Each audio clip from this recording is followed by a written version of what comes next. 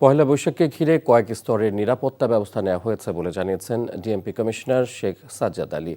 কোনো ধরনের বিশৃঙ্খলা ছাড়াই নববর্ষ আয়োজিত হবে বলে আশা ব্যক্ত করেছেন তিনি। এই সময় তিনি জানান, চারুকলার অগ্নিকাণ্ড নিয়ে চলছে তদন্ত।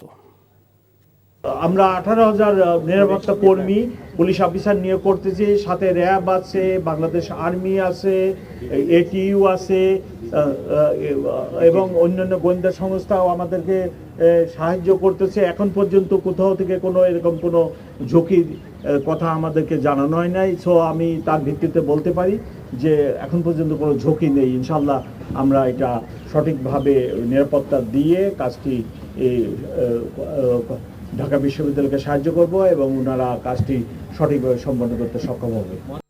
বান্ডেল থাকলে প্রতি সেনমানিতে টাকা বাঁচবে। বিকাশ সেনমানি বান্ডেল কিনে জিতুন প্রতি লেনদেনে।